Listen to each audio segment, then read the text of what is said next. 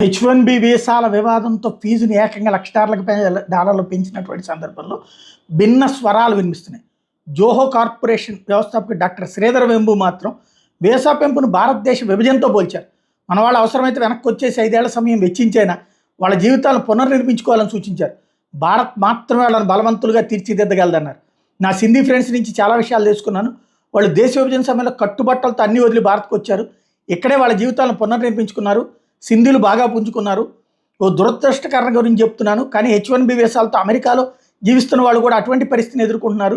ఇంటికి తిరిగి వచ్చేయండి, మీ జీవితాలను పునర్నిర్మించుకోవాలంటే 5 ఏళ్ల సమయం పట్టచ్చు, కానీ అది మిమ్మల్ని బలవంతులుగా మారుస్తుంది. భయంతో జీవించొద్దు, ధైర్యంగా నిర్ణయం తీసుకోండి, మీరు బాగా రాణిస్తారని చెప్పుకొచ్చారు.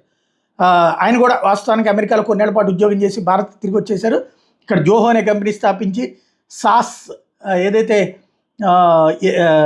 సాఫ్ట్వేర్ యాజ్ ఎ సర్వీస్ రంగంలో శక్తివంతమైన సంస్థగా తీసుకురావడం, తాజా వీసా సంక్షోభం భారత్కి చెందిన ప్రతిభావంతులకు ఇది టర్నింగ్ పాయింట్గా మారుతుందంటే అభిప్రాయపడ్డారు. గతంతో పోలిస్తే దేశంలో అవకాశాలు విపరీతంగా పెరిగాయని గుర్తు చేశారు. ఇప్పుడు లభించిన అవకాశాలను అందిపుచ్చుకుంటే అంతిమంగా లబ్ధి పొందుతారని ప్రకటించుకొచ్చారు.